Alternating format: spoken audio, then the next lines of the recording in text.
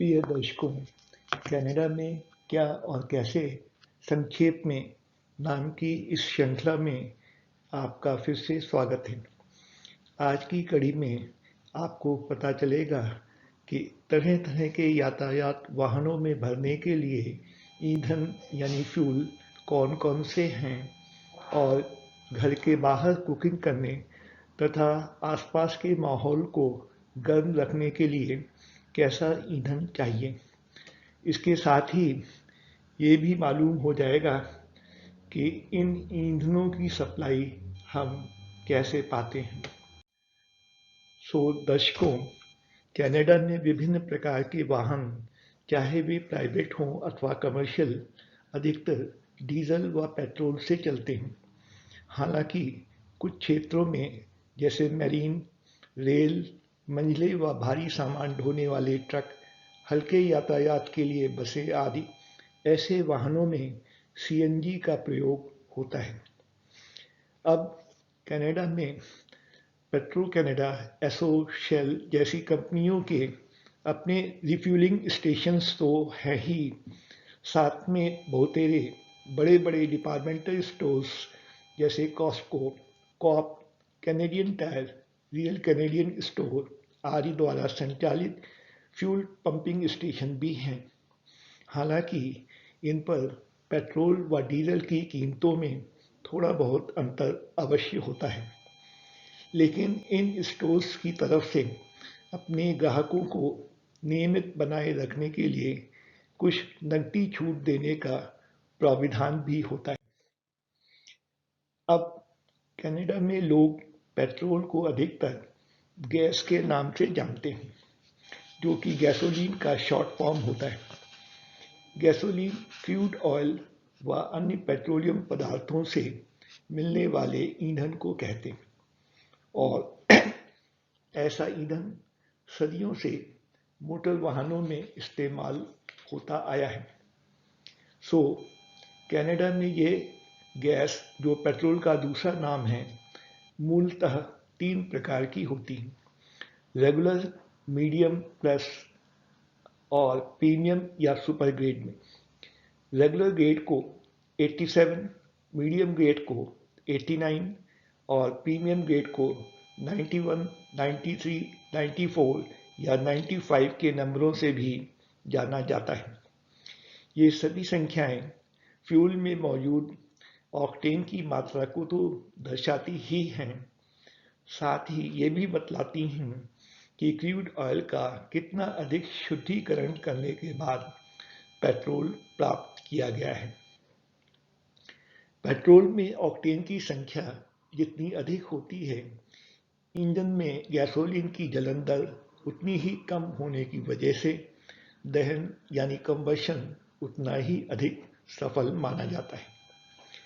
अब वैसे तो ज़्यादातर गाड़ियों में कम ऑक्टेन नंबर का फ्यूल प्रयोग में आता है, लेकिन BMW, मर्सिडीज, ऑडी जैसी महंगी कारों में ज़्यादा ऑक्टेन नंबर यानी प्रीमियम ग्रेड का पेट्रोल यानी गैसोलीन अर्थात गैस का इस्तेमाल करना जरूरी होता है, अन्यथा इनका इंजन स्मूथली रन नहीं करता।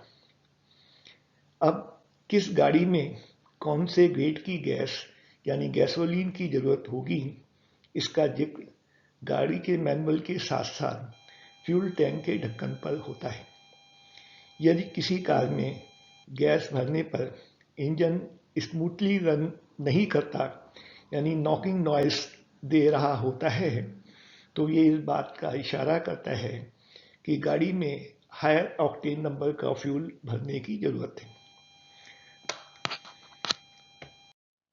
अन्यथा बेहतर ग्रेड की गैस भरना फिजूल खर्ची साबित होगा, क्योंकि न तो कार का माइलेज बढ़ेगा और न ही इंजन की परफॉर्मेंस। यही नहीं, रेगुलर ग्रेड की गैस प्रीमियम ग्रेड की अपेक्षा लगभग 15-20% सस्ती होती है। अब गैस यानी पेट्रोल से चलने वाले इंजन में ईंधन हवा के साथ मिलने के बाद पिस्टन द्वारा दबाया जाता है। फिर स्पार्क प्लग से पैदा हुई चिंगारी से इस मिश्रण का दहन यानी कंबशन होता है। दूसरी तरफ डीजल चालित इंजन में हवा पहले दबाई जाती है और फिर फ्यूल इंजेक्ट होता है। ये अंतर है दोनों प्रकार के इंजनों में।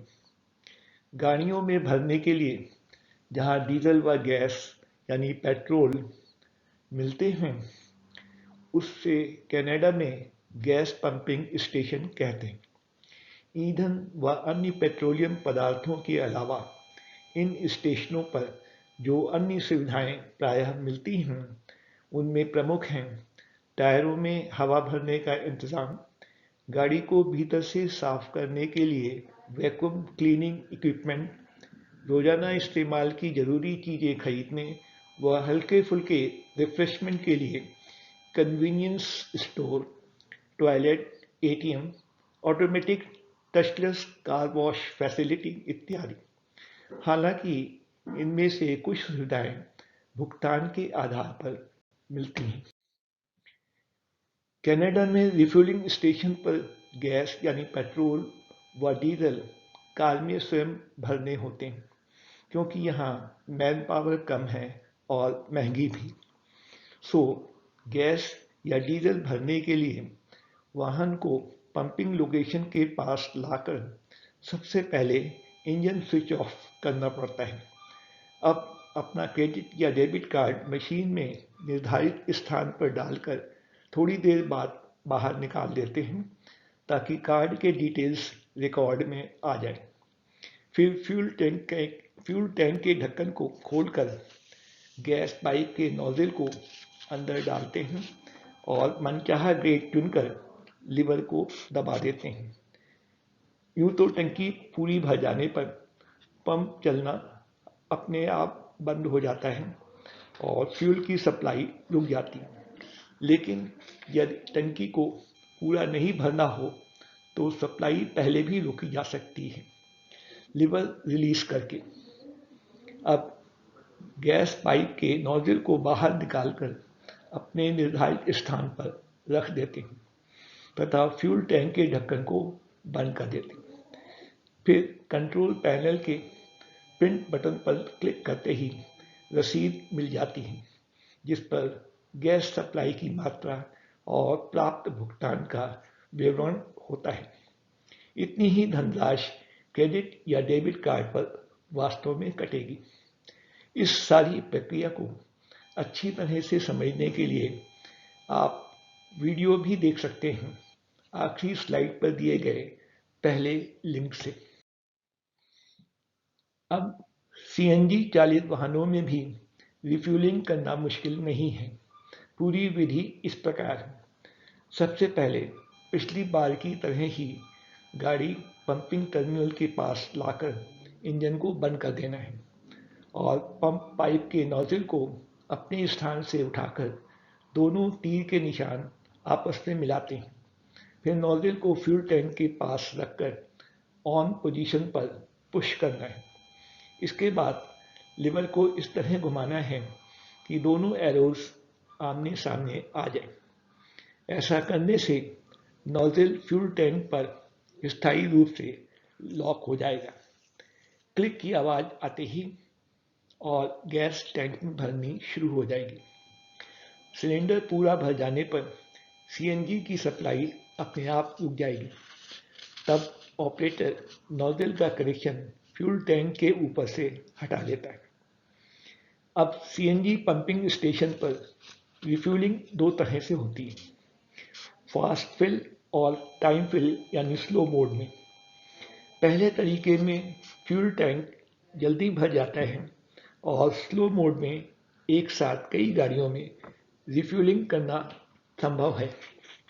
तो बड़े बड़े कंटेनर वाली गाड़ियों को दिन में सफ़र पूरा करने के बाद उनके ड्राइवर ऐसे स्टेशनों पर रात भर के लिए छोड़ देते हैं रिफ्यूलिंग करने के लिए। सुबह होने तक टैंक में सीएनजी भर जाती है पूरी तरह से और ये गाड़ियां तैयार हो जाती हैं सफ़र पर फिर से जाने के लिए। सीएनजी रिफ्यूलिंग की पूरी प्रोसेस अच्छी तरह से समझने के लिए आप इसका वीडियो भी देख सकते हैं आखिरी स्लाइड में दिए गए दूसरे लिंक पर जाकर।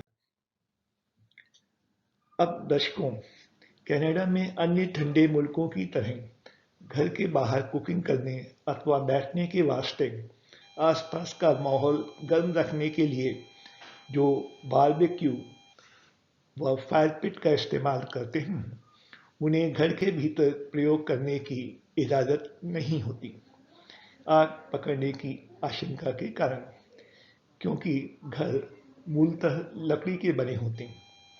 सो इन उपकरणों में आवश्यक ईंधन देने के लिए प्रोपेन गैस का इस्तेमाल होता है।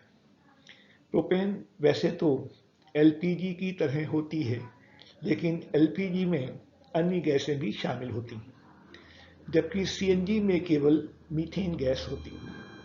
टैंक या सिलेंडर में भरी हुई प्रोपेन शुरू में तो लिक्विड फॉर्म में होती है, लेकिन बाहर निकलते ही गैस बन जाती है। अब प्रोपेन गैस का सिलेंडर खाली हो जाने पर पुनः भरवाया जा सकता है या पहले से भरे हुए दूसरे सिलेंडर से बदलवाया जा सकता है। सुविधा की दृष्टि से एक्सचेंज करना ज़्यादा आसान होता है, क्योंकि भरे हुए सिलेंडर बहुतेरे स्टोर्स पर पास में ही मिल जाते हैं, तुरंत ज़्यादा दूर जाने की ज़रूरत नहीं पड़ती। लेकिन रिफिलिंग स्टेशंस न तो पास में होते हैं और न ही संख्या में बहुत ज़्यादा, मगर रिफिलिंग कॉस्ट कम अवश्य होती है, चाहे जिस साइज का सिलेंडर हो। दूसरी तरफ एक्सचेंज में सेम साइज का सिलेंडर ही मिल पाता है। अब अगर आप प्रोपेन गैस की रिफिलिंग प्रोसेस को अच्छी तरह समझना चाहते हो तो अगली स्लाइड पर दिए गए अंतिम लिंक पर क्लिक करें वीडियो को देखने के लिए।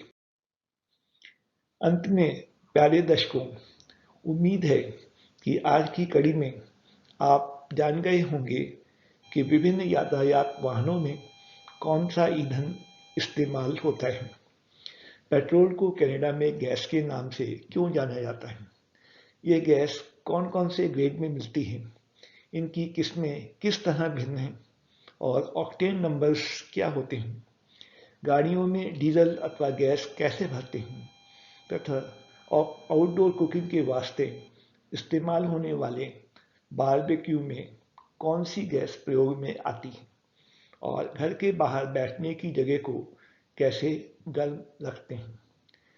यदि ये सारी जानकारी आपको लाभप्रद लगी हो तो थंब अपवर्ड्स पोजीशन पर क्लिक करें अपनी पसंद दर्शाने के लिए। और अगर आगे भी आप इस तरह की जानकारी पाने को उत्सुक हों तो चैनल को कृपया सब्सक्राइब करना न भूलें। हम जल्द ही फिर हाजिर होंगे आप सबके लिए एक नए विषय पर रोचक जानकारी के साथ। तब तक के लिए अलविदा प्यारे दर्शकों।